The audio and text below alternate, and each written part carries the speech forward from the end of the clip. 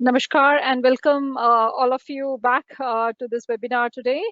We are truly appreciative of the patience of each one of you for being there with us. We are shortly expecting our distinguished speaker, Mr. Raj Nehru, to join us. I really request you to please be there, and we are just trying to establish connection with Mr. Raj Nehru and to commence today's webinar. Mr. Nehru, may I have a pleasure of requesting you, if you may kindly unmute yourself, and also sending you a request to switch on the webcam.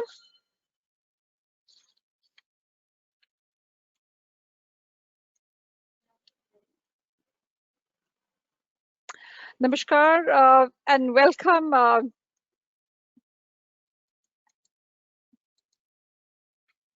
Namaskar, Mr. Nehru.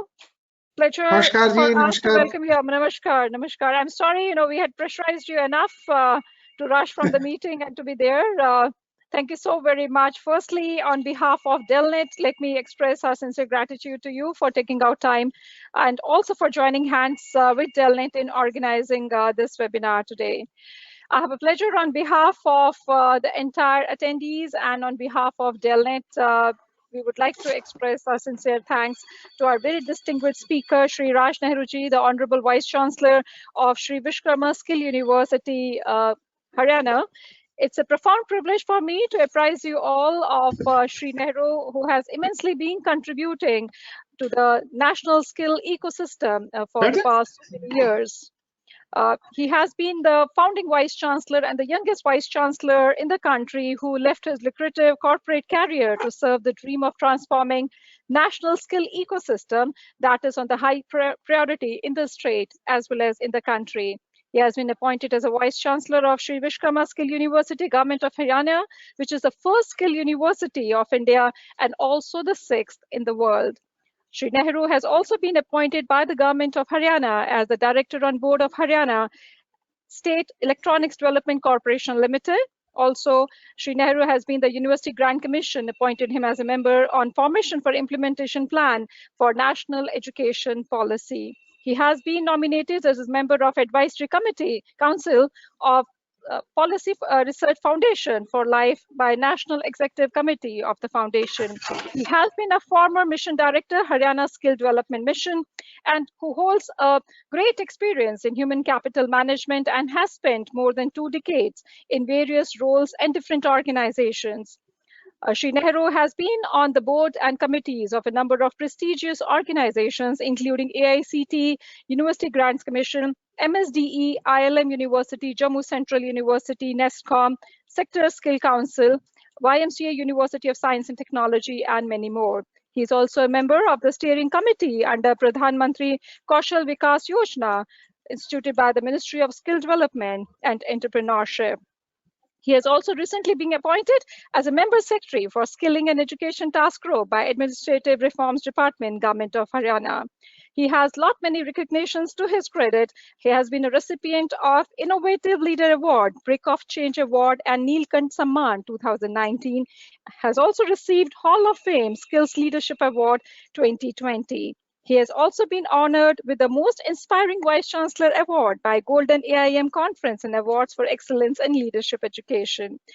Shri Nehru also has been contributing immensely on the philanthropical work that he has been doing as a founder of Utsav Foundation, which educates and skills underprivileged children from slums. Currently, this foundation has adopted 2 slums and 80 children. It's a profound privilege and honor for us, Mr. Raj Nehru ji, to have you with us today. Thank you so much for taking out your valuable time. You remain, hectically, busy. We know that ourselves very much sure, and it's indeed a great honor for us in joining hands with Shri Vishwakarma Skill University. May we have a pleasure of requesting you, Mr. Nehru, if you may kindly start today's webinar, which is on a very important topic of reskilling to create the next generation of workforce. And we could have never thought of anyone else better than you, the person who holds such a great experience with him to address our professional colleagues. Over to you, Shri Nehru. Thank you very much. Doctor Sangeeta Kaul ji, बहुत बहुत धन्यवाद इस छोटी सी introduction के लिए। और सबसे पहले मैं can I go in Hindi or should I go in English? Sir, I think in English, because we do have our attendees from different nooks and parts, especially from the southern India also. So I would request if we can have it in English. Sure. So first of all, thank you very much, Dr. Sangeeta Kaul ji. And before I start, I would like to pay my homage to Shri H.K. Kaul, with whom we had some good remembrance and some constructive discussions in the past. So I would start this program, my talk, with my homage to him. Once again, thank you very much for inviting me to this program. Unfortunately, today, in Haryana, we have to complete some of the statutory meetings, and Honorable Governor had delegated the court meeting to be conducted by me. So I had to get that court meeting completed, and that's the reason why I got delayed for the 3 o'clock meeting. So my apologies for this last moment change. As far as the topic today is concerned, we are talking about reskilling to create new generation of workforce.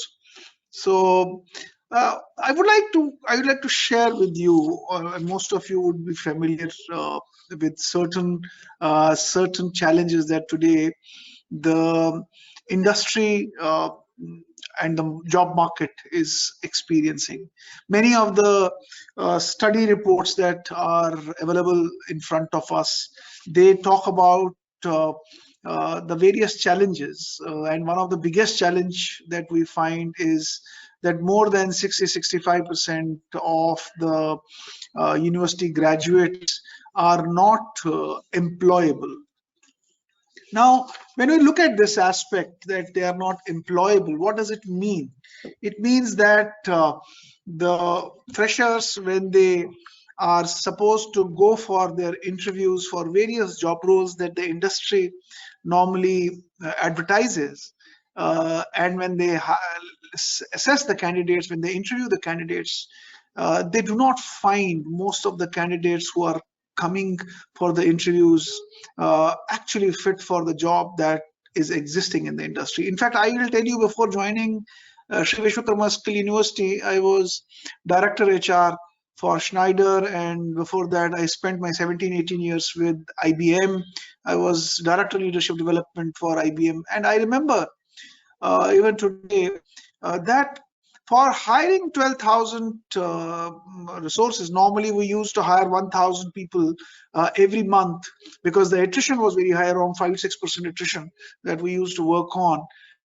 We used to hire 12,000 people every year. But for hiring these 12,000 people, more than 3 lakh candidates would get assessed. So on an average, for one post, you had to see, I'm talking about the interviews, so more than 3 lakh candidates, which means on an average, you had to interview 30 candidates, which is a huge amount of time that the industry had to spend on and then find one candidate. And what is that industry would find a challenge? That they would find that most of the domain skills that are required are not expressed or demonstrated by the candidate, and most of the candidates are not really understanding the requirements of the industry, and when they present themselves into the interview rooms, they are not able to connect with what actually their job role means to them, which actually led many industries, including the ones I have worked, to create their own training and development centers in the organization. If you go and see today, many big organizations in India, whether it is Tata or whether it is Infosys or Wipro or any other organization or Microsoft, you will find these organizations have opened their own training centers, which means that when they hire these new resources from the market, from the institutions or from the universities, they actually put them into the training for another couple of months before they become productive, and then they are shifted to the floor. So this is one thing which is bothering many organizations, many institutions, many corporates, many industries.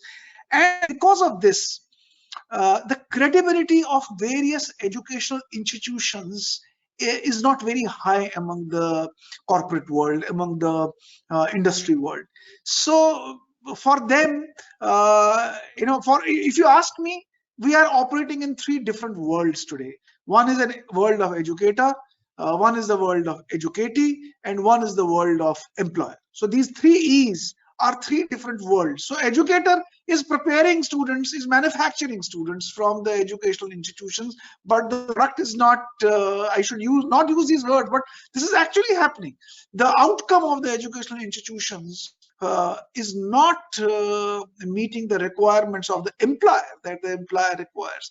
And the aspirations of the educatee, the students today, with the changing world, is not also getting met. If you see, the absenteeism in the classrooms is higher, the participation rate, the engagement indexes of various students. I was looking at the Google. If you go and Google and type three words, and you type university makes me feel, the moment you type these three words, you will be surprised what answer you will get from the Google, because Google finds its own answers, and you will find that I feel depressed, I feel dejected, I feel dissatisfied. No, you just type these three words, university makes me feel, and you will get the auto responses from the Google, because this is how the students today feel when they are thinking about the educational institutions, especially the universities. So educator, educatee, and employer, these three are living in three different worlds.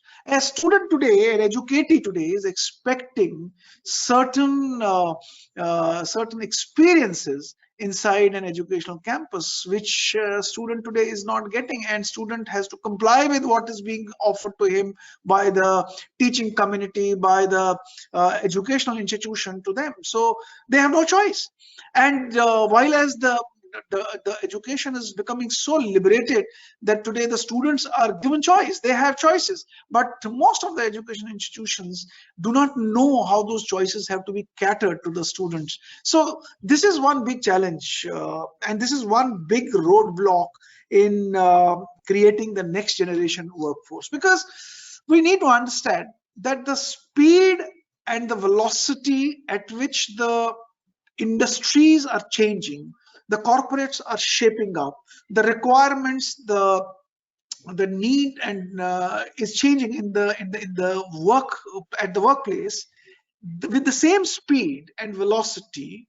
The interventions in the educational institutions are not happening. So it's not symmetrical. It's a very asymmetrical kind of a vehicle that we have, where the institutions are not aligned with the requirements or speed of the industry. So technology is a big driver that is changing. You see today, if you look at the business models, a couple of years back, the business model was a linear business model between headcount and revenue. So if revenue grew by $100,000, the headcount would grow proportionately. So for example, if you are a $500 million company and you have 500 people, and if you grow to $600 million company, the headcount will go to 600 people. If the revenue goes to $700 million, the headcount will go to 700 numbers. So it was a linear kind of a business model that we have seen around the world. But in last few years, this linear business model has become a non-linear business model, where there is no guarantee that the revenue at which the rate at which the revenue of an industry is growing, the headcount will also grow. In fact, there is a reverse calibration happening now, that even if the industry is growing on higher on the revenue, the headcount is either static or the headcount is coming down. because the automation has completely swamped the industries. And because the automation has completely swamped, if you see many of the uh, reports, in fact NASSCOM has presented us some important reports, and those reports are indicating that more than 9 to 15% of the workforce will be deployed in new jobs that do not exist today. So new kind of jobs are emerging, and people who are today performing in those jobs, they will not be required anymore. And more than 37% of the people would be deployed in jobs that have radically changed the skill sets. So which means if these youngsters who are already working in these jobs, if their skill sets are not changed, they will become redundant. So 37% of jobs would get redesigned, and new skills would be required.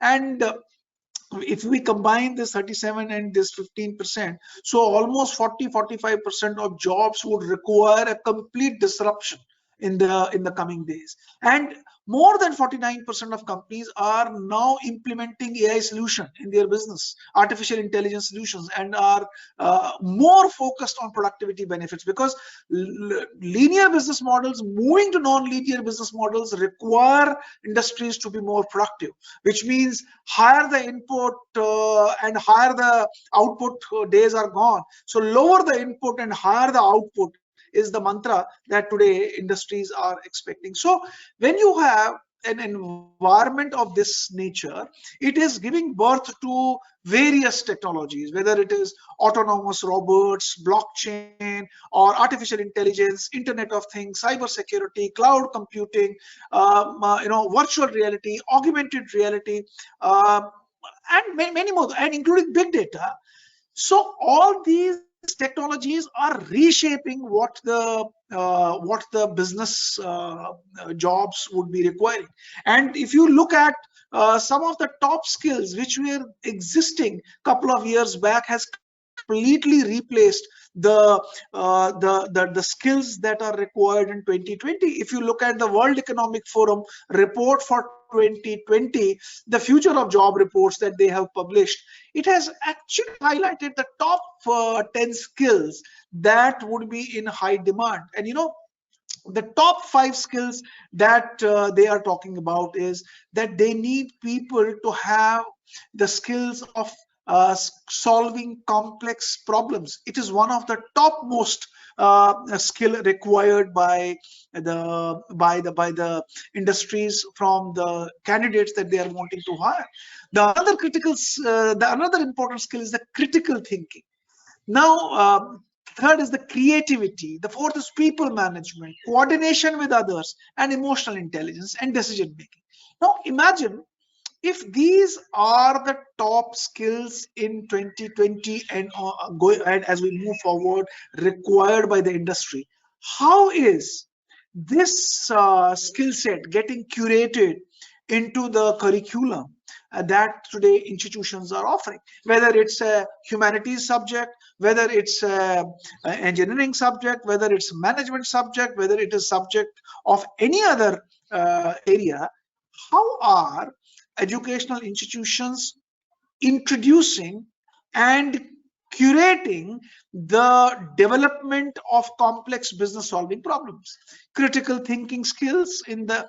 Now I'm asking my faculty, so most of the educational institutions that I sometimes, or teachers, when I ask them, they say, sir, we have completed a courseware on the critical thinking. And when I ask the students, so what has been done, they have taught them inside the class the slides that contain the theoretical inputs on critical thinking, that contain some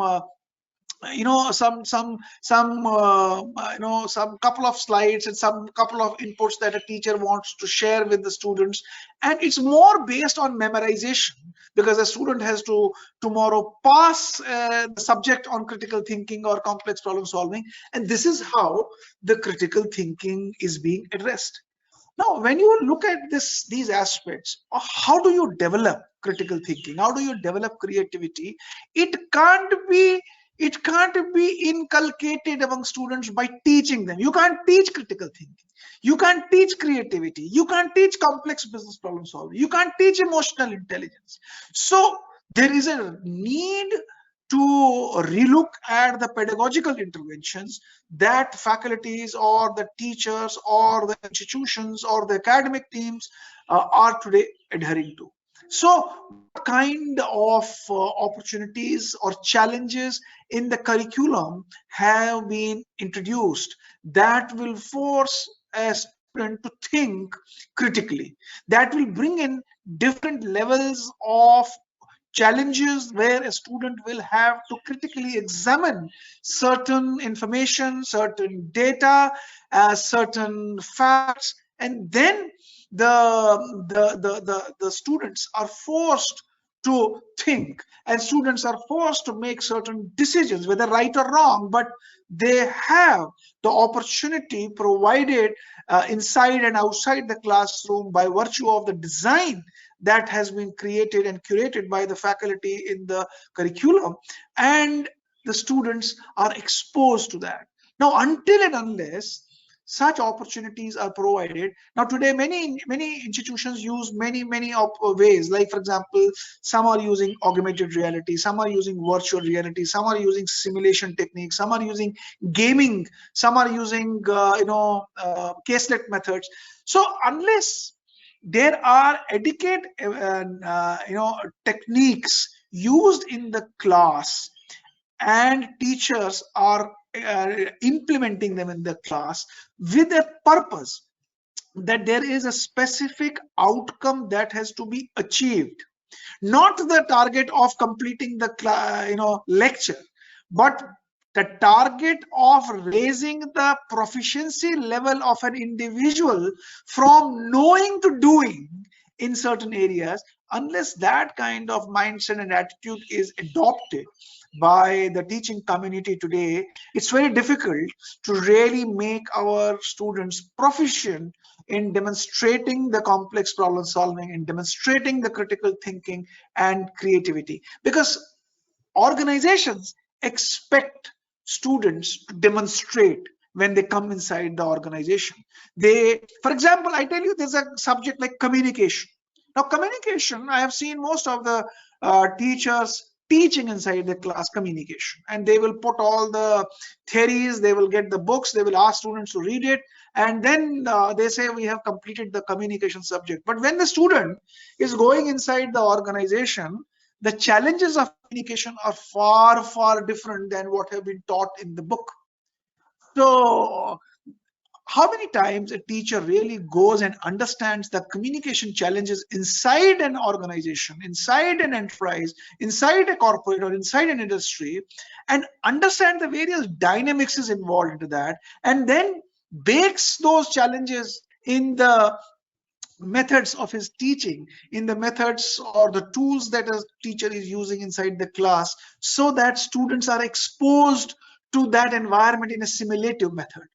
Unless that is done, a student will have no understanding. For example, in corporate, one of the examples is when a communication issue is seen as a challenge, it is seen, one example is in corporates, you have a matrix relationship.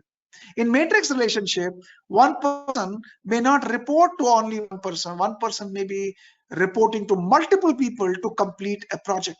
And when you are reporting to multiple people, the kind of communication challenges one individual faces is far different than where a person reports into one person.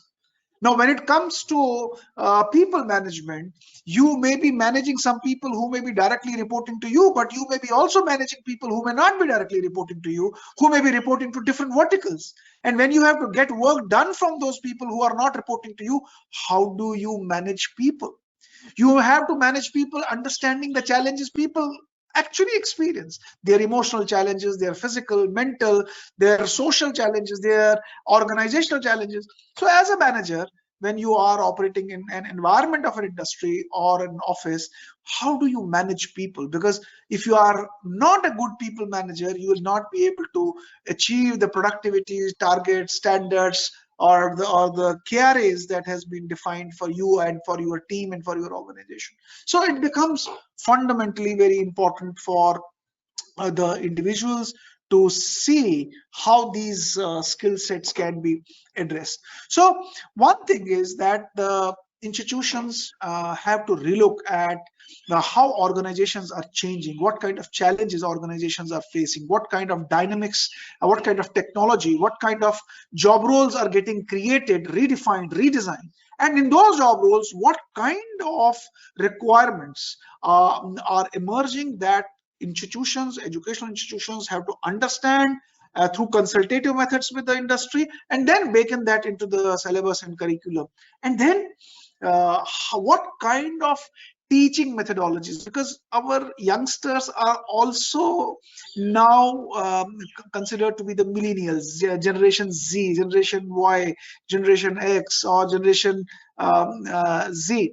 Now this generation has a different expectation, and every youngster is very unique and different.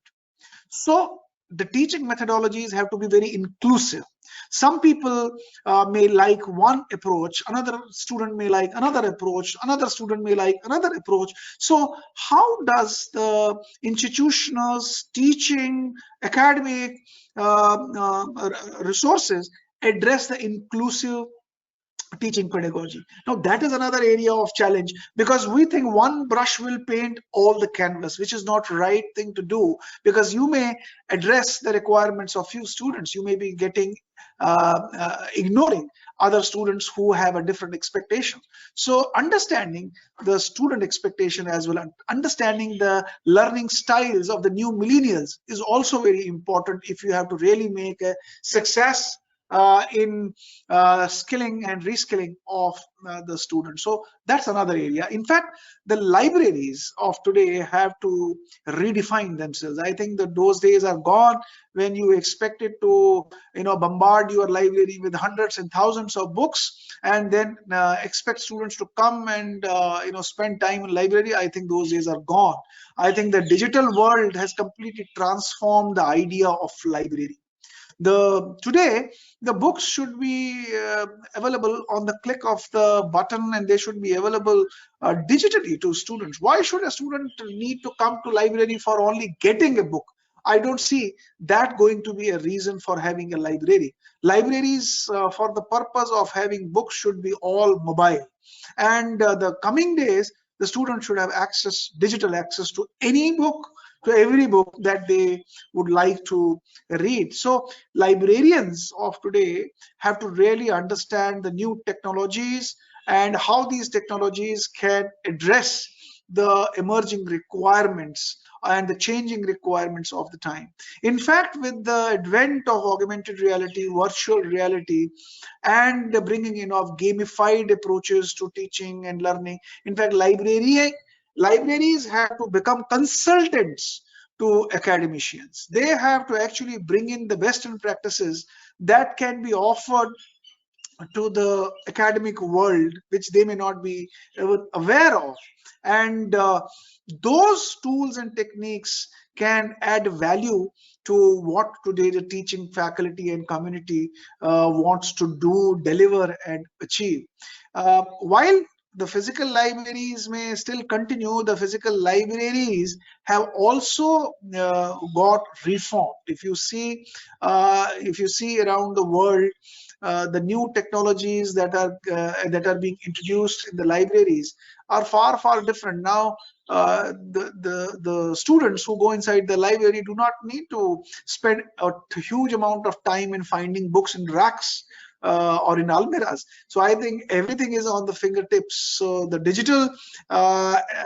digital tracking of the books of their choice and tracking and placing the books of their choice is also available now to the library. So libraries need to understand how they can become the consultants to the academics. In fact, libraries can actually enhance their role by by seeing how the learning curve can go up, and in that process of enhancing the learning curve, there could be more such interventions that libraries can introduce in consultation with faculties that can create more inclusive learnings in the institutions. I also see that the student community in the future will not be only the ones who are wanting to pursue higher education as a full-time education. I think in the coming days, the lifelong learning is going to disrupt the area of education. In fact, to me, the important drivers of the future learning institutions, higher learning institutions, is that the institutions have to focus on future skills, and that will be a key differentiator of a university or a higher education institution. The second key differentiator of a higher education institution would be that they are focusing on lifelong learning skills. And when I say lifelong learning skills, I mean to say that today, for example, in India, if you look at the data, we have in higher education GR around 27%, which means 73% of the population in the 18 to 23 years of age is not in higher education. And if I look by the data, 18 to 23 years of age, we have 140 million youths today in India in this age group. Now, which means out of 140 million, only 37, 36, 38 million are in higher education, enrolled in higher education. What about the 103 million? Which means that out of this 103 million, the data is indicating to us that around 45 million youths are eligible. They are 12th pass, but they are not in higher education, and they have entered into the labor market. Now imagine today, if we have to bring them back into higher education, how are higher education institutions gearing up? So I'm sure in the coming days, India and the new education policy is going to focus on recognition of prior learning in higher education, which means those youngsters, this 47 million population, they also need to be brought into higher education. The pathways for higher education need to be created and extended to this segment as well, and then the rest of the segments also, the opportunities of advancement and learning has to be created. So remember, in the coming days, we will have universities and educational institutions, as even the NEP is talking about, they need to become the institutions of lifelong learning. Then I think multiple institutional pathways. A higher education institution would be successful if they are able to provide higher multi-institutional pathways. So which means there is a flexibility to move on horizontally between one pathway to another pathway, depending upon the changing time and the aspiration and the need and the expectations. So today we should not have one getting stuck where one enters and until he or she finishes it, he cannot exit. This multiple institutional pathway is a way of bringing in flexible entry and exit system as well into the institutions, and higher education institutions have to be ready for this. Personalization of academic learning is another area that will differentiate. So I think as a library, you have to think of these drivers that will make higher education institutions to really become competitive in the coming time. And if the libraries do not come out of the conventional mindset and align themselves to the emerging needs by introducing and baking in the right technologies, by changing their skill sets, which are the skill sets of communication, research, and finding out new areas and new ideas that can be brought in, project management of new things. The faculties that have the challenges coming from the industry and how those challenges can be adequately supplemented by the new projects that the libraries can bring in partnership with the academics or through them. I think unless these things are addressed, we will not see a great amount of shift in the coming days. The libraries should become the center of ideation. They should become the center where new ideas get generated. They should become the center where new perspectives can get generated. I think that's how the libraries of future have to really support. As I said, the problem solving, decision making, critical thinking, creativity, people management, these are the areas where libraries can really come forward and think how innovatively they can supplement development and enhancement of these skill sets among the learning community and the teaching community inside and outside the educational institutions. So with that, I think I stop myself. I think I've taken a lot of time, and I stop myself, and I once again congratulate and compliment you for organizing this program. I think the coming days would be even more challenging, because the new education policy is very aspirational. It's a disruptive new education policy. It requires lot of work to be done, because unless we do a lot of work to address the demands that new education policy has posed in front of us, we will not be able to achieve it. And structural changes that they have recommended, I think libraries also have to think, academics has to also think how innovatively they can embark that into and bring that into the institutions, and achieve the objectives that this new education policy is also targeting, and make your institutions more competitive. Thank you very much. All the best. Thank you very much, Mr. Nehru, for delivering a highly enriching and an enlightening talk, and a very highly thought-provoking, and I think many takeaways for our attendees of the session. I would just like to request you, if you would just kindly throw some light and let our attendees know about Haryana Shri Vishwakarma Skill University, because not many of them are interested to know about it, and the kind of change that you are bringing in through this one of the most prestigious university which is working in the area of skill development. Could you please just kindly let our attendees know a bit more about it? Yeah, thank you very much. I think I didn't want to brag it, but you actually have got it. I would be happy to talk about it. So for the information of all the participants, this is the first skill university that government of Haryana had conceptualized and thought about, and the act was passed in 2016. In 2017, I was appointed to lead the university as a vice chancellor. And what we did was we did a statewide youth aspiration survey. We connected more than 400 industries. We connected with best practices that were happening in India and around the world to understand what should be the vision of this skill university. And based on the entire study that we did, we designed our own what we call a vision document.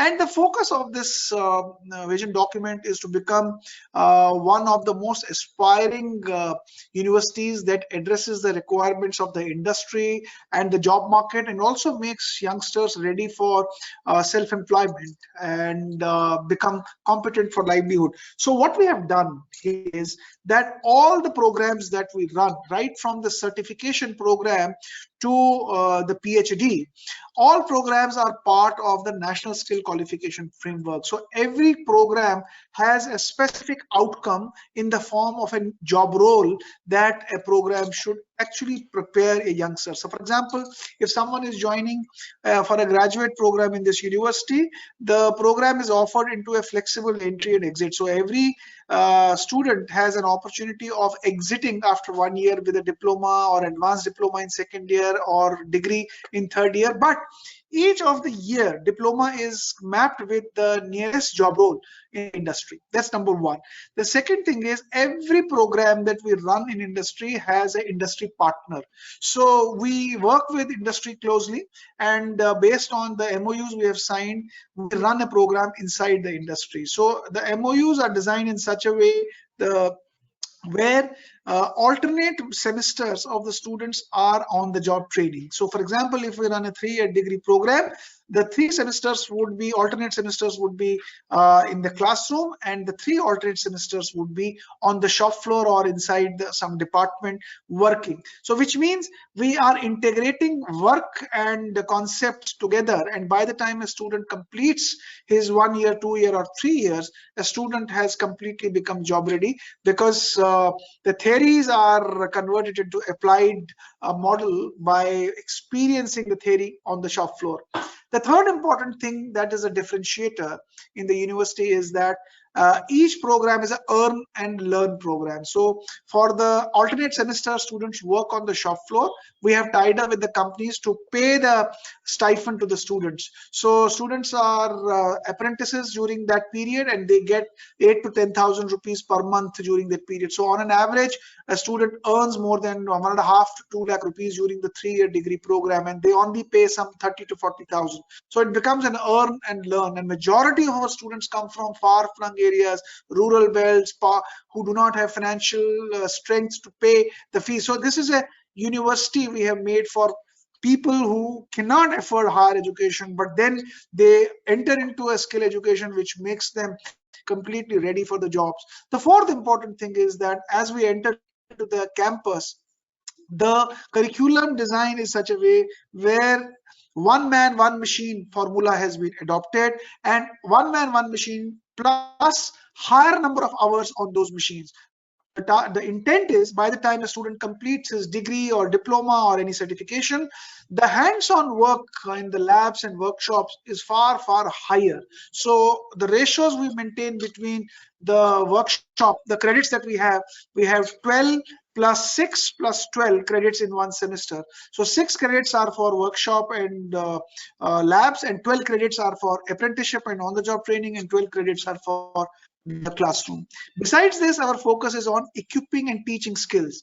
We are ensuring our faculties also spend 1 to 2 weeks in industry in every semester to understand what kind of operating environment where my student has to go and work, and then bring out certain challenges, convert them into projects and offer it to students, and also connect the theory with the operating environment in the industry. So faculty development is another area that we are focusing very hard on.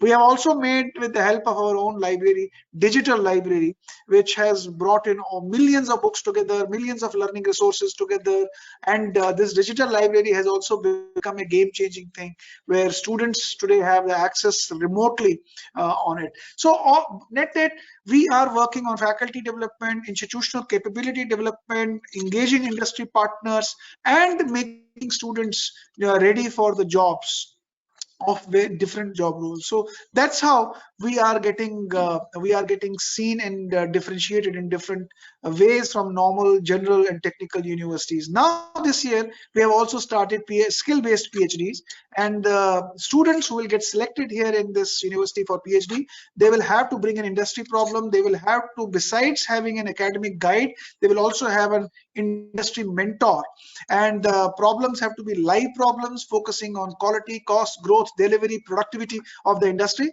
And by the time they complete their project research work, it must result into some specific, achievable, measurable outcomes for the industry or the environment where they have taken up the project. So this is how we are today operating in this university.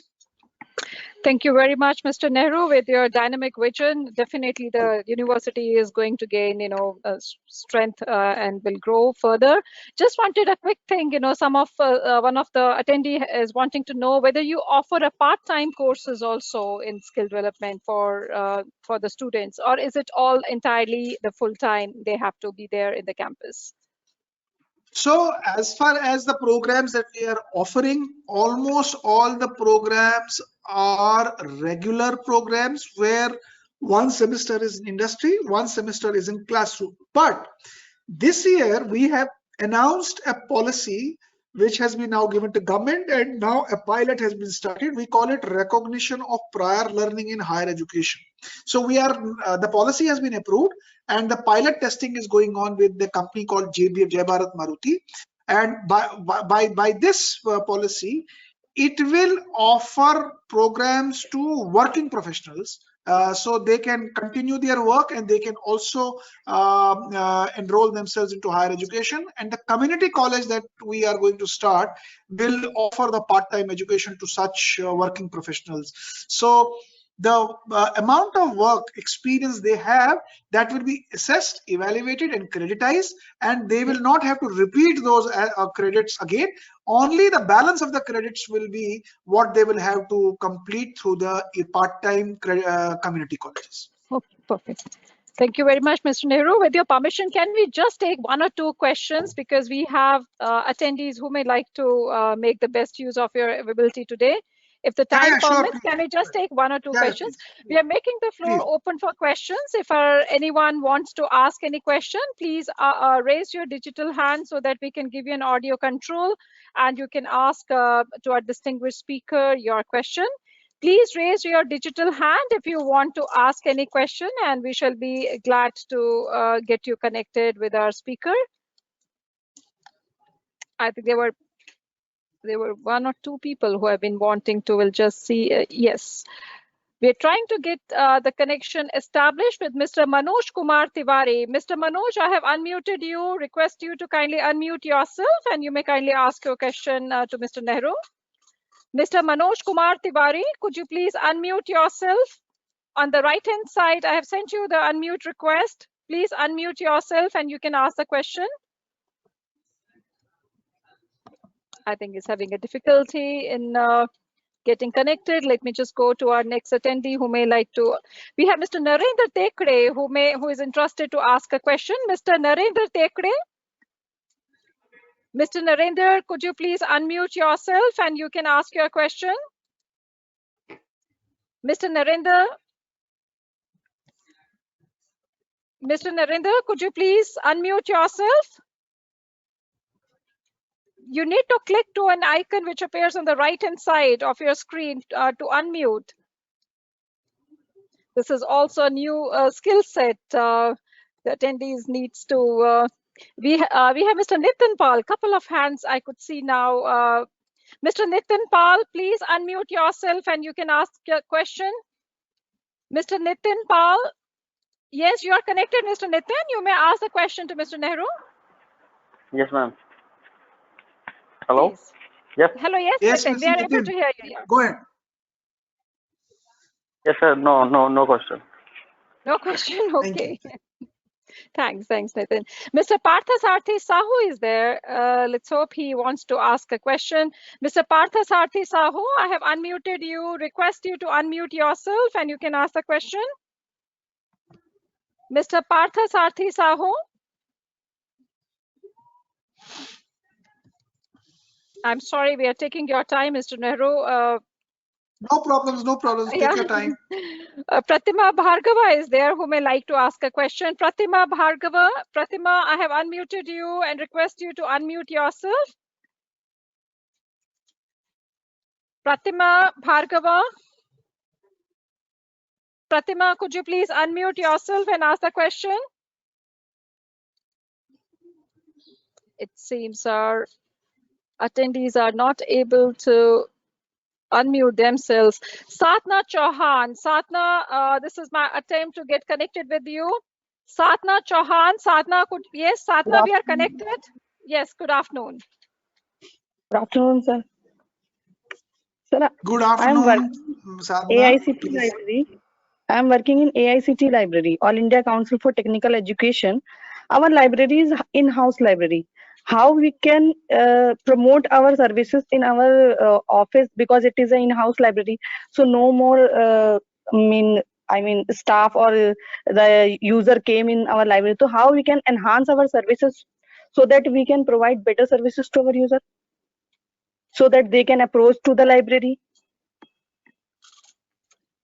See, let me tell you one thing. If I understood your question, is that you have an in-house library. Yes, sir. And you want people to come up to you for using that library? Yeah. Okay. So let me ask you a question. Why should anyone come to library?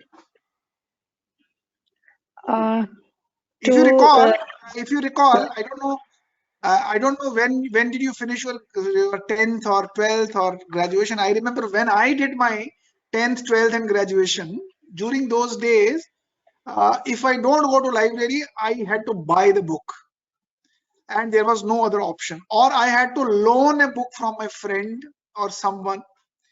But today, I do not have to buy a book, loan a book, or go to a library.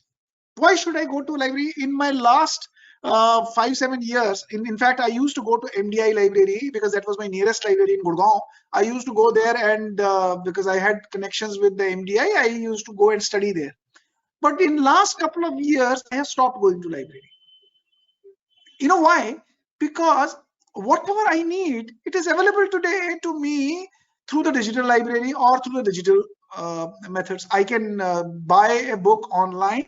I can download a book. In fact, most of the books are available online. So I want to ask you, when books are available online to everyone, how can you still be relevant? So you need to think about that books were meant for sharing knowledge, communication with the people. Now that has already been made available to them by the new technology.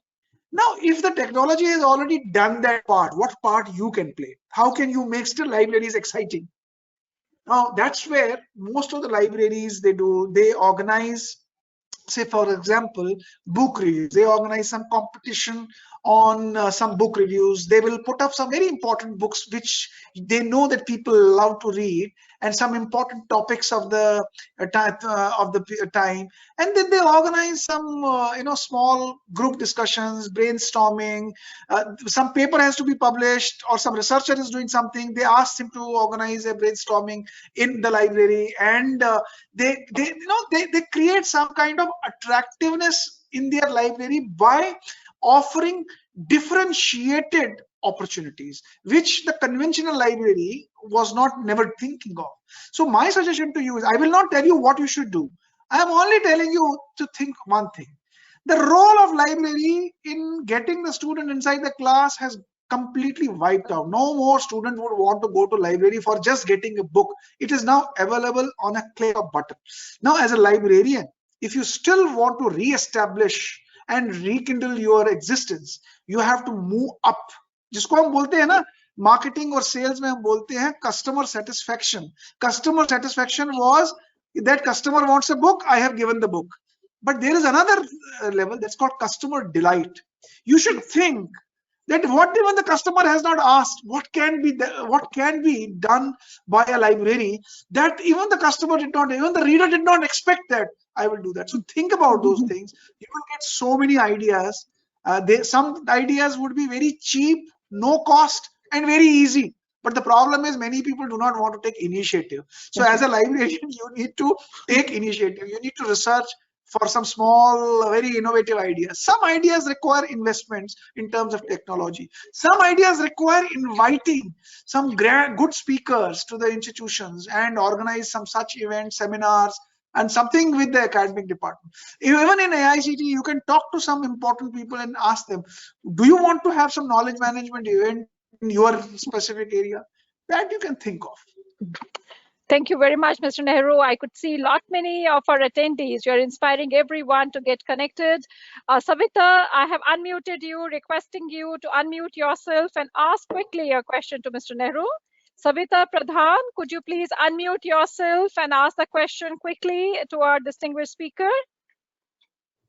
I think Savita is not able to do that. Let me just move to our next attendee who may like to ask a question.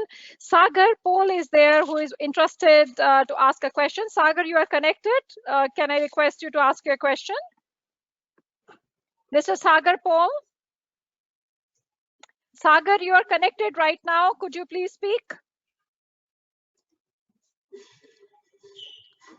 Sagar, this is yet another attempt to reach you. Could you please, we are connected, Sagar, right now. Would you like to ask your question? It seems he also by mistake clicked onto this digital hand. Quickly trying to see. I'll just take another 2-3 minutes, Mr. Nehru, not more than that. Mr. I Nagendra, would like take to it. interject.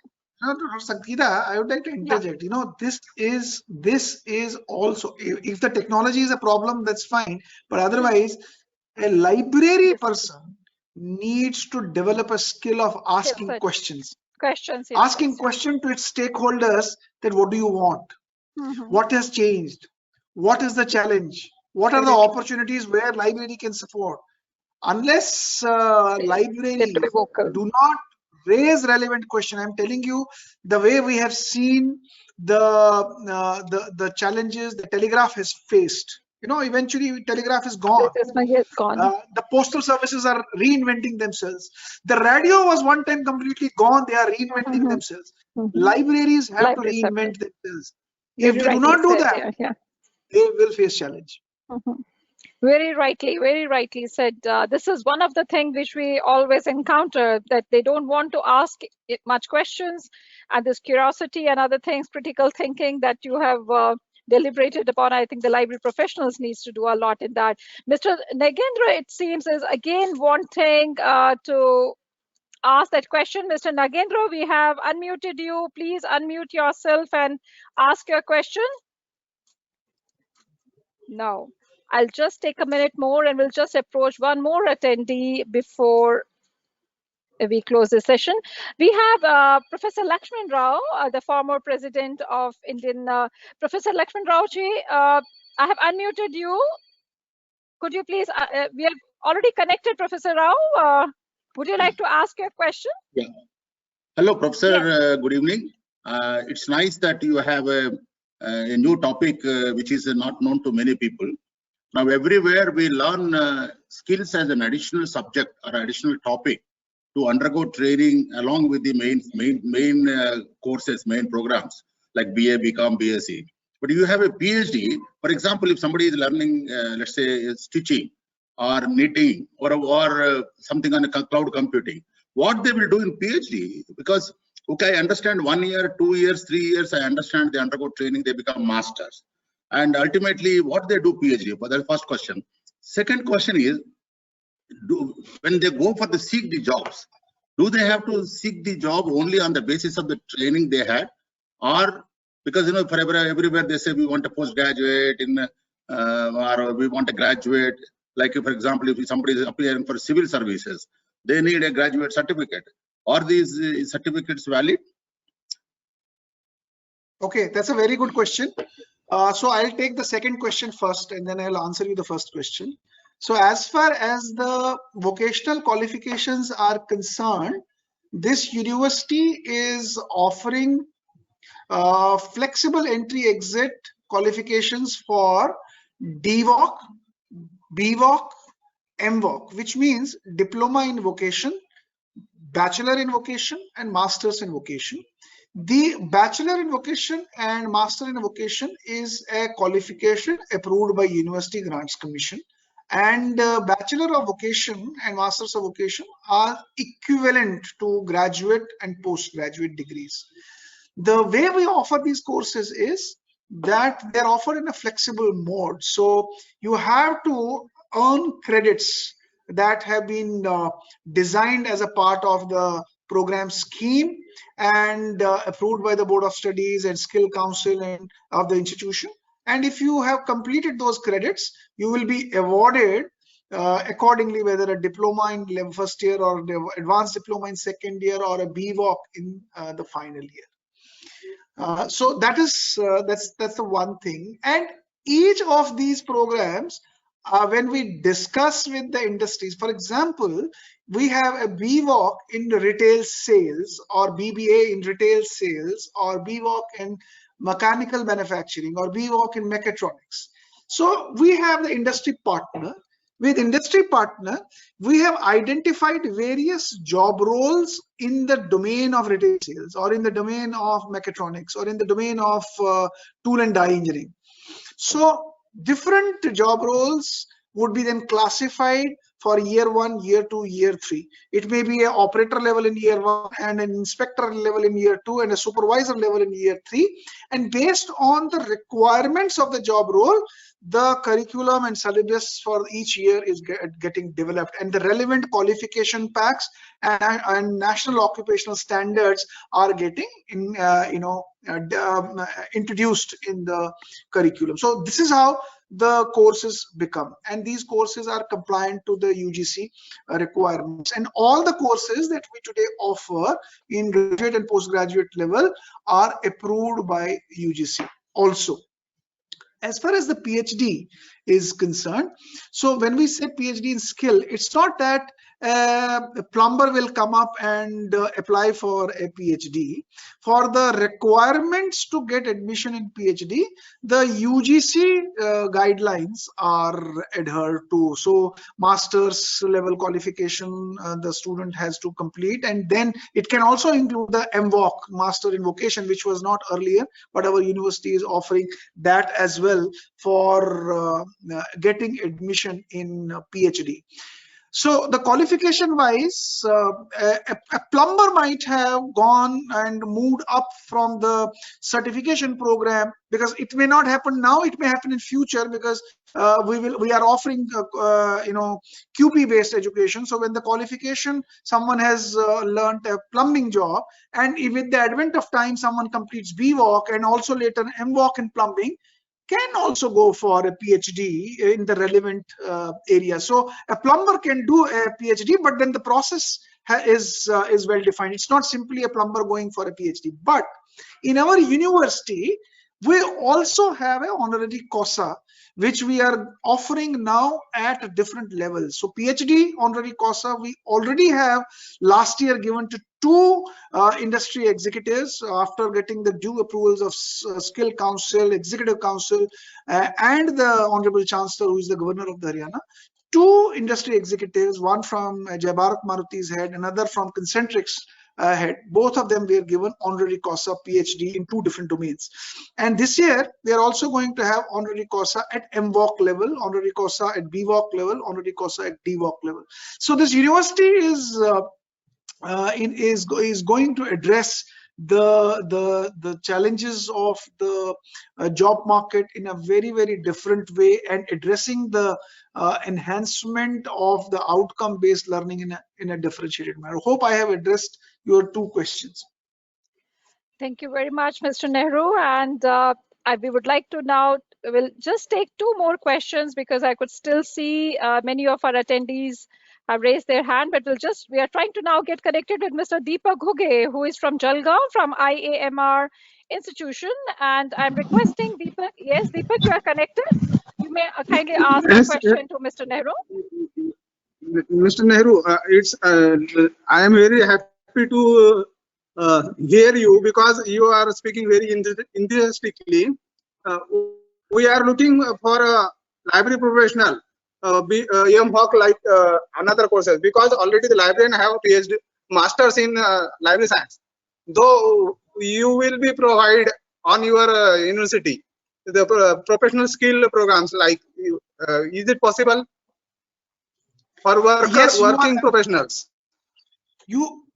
So you are saying that working professionals in the library, will they be offered any kind of skill development by the university? Am I right? Yes. Yes, sir. Yes. You are getting my point. Yes. You are right. Absolutely right. In the coming days, this university is right now working on mapping various job roles in academic and non-academic world, and this university will be offering skill development programs for the working professionals in both the worlds. Library science, particularly in the library science, because it's happened that the number of students get masters and they don't detach from our curriculum. You are right. Thank you. We're looking for that. Today we don't have, but as I said, the future of this university is to address job. We expect from you, sir. Mr. Nehru, I would also like to say that Okay, DELNET thank would you, be sir. very Thank you. much interested. DELNET would be very much interested to collaborate with the university in running such skill programs especially for our LIS professionals. We will be very much Okay, interested nice, madam. to Nice. do that. Thank you. Thank you. Yeah, yeah, yeah. No, In fact, Thank you, madam. Dr. Thank you. Sangeeta, I propose Yeah. you that if you are keen, I am also asking we have Dr. Dubey here, my librarian here. So why don't you work together and develop a proposal on Sure. Thank the you. skilling of this specific aspect? We can explore the possibilities and see how we can deliver on this part. Sure, Mr. Nehru, I will be more than happy, to do that. I would work on it straight away from today itself, because if you remember, we had some deliberations earlier also a few years ago on this to engage in doing some programs together, and we'll be very much happy to really put forth some kind of a proposal, especially because this is a part which is completely lacking in the LIS profession.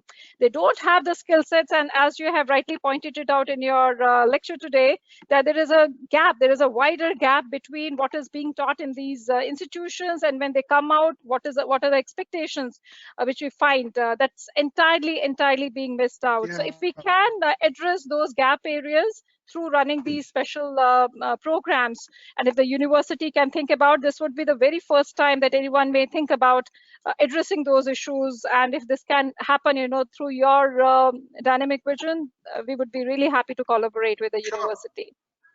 Thank you very much. Thank you. We'll just take now a last question. We have taken enough of your time today. And the last question we are going to take from our attendees. And I could see we have Mr. Vidya Nivas Mishra, who is wanting to ask a question to our speaker.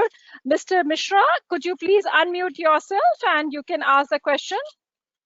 Mr. Vidya Nivas Mishra, could you please unmute yourself and ask the question? Mr. Mishra? If not, let me then go to the last one now. And we have Upasna Yadav, who may like to ask a question to you. Upasna Yadav, Upasna, I have unmuted you. Please unmute yourself and quickly ask the question. Upasna Yadav, it seems. I think, Mr. Nehru, we won't really like to take much of your time now. You have been very, very kind and gracious in giving so much of time to all of our attendees and for sharing, I think, one of the most memorable webinar that we had today. And firstly, would like to thank you once again for joining hands with DELNET in organizing. And we do still vividly remember the DELNET annual lecture that you had delivered some 4 years ago here. And this is yet another occasion that we are going to remember. With your permission, we would like to transcribe this entire session of today, and that we would like to send it across also to all our attendees and those who have not been able to make it. We really look forward to working together with the university, and especially for our LIS professionals, if we can devise some special programs for them, we would really feel blessed enough for that. So thank you very much, Mr. Nehru, once again, and to all our officials at the university in making it possible for us to doing this. We are indeed much grateful to you, and thank you so much. It was good that that we started the session late, because we have been able to get a lot much of your time, which otherwise you remain quite busy, and you have been able to give us so much of time. We are indeed much grateful to you for this. Thank you so much. We really look forward to many more occasions to work together and to have you again here. Thank you so much. Thank you, Mr. Nehru. Thank you very much. Thank you all our attendees for being there with us. It has been a great honor and pleasure for both DELNET and Sri Vishwakarma Skill University. Thank you very much. Thank you.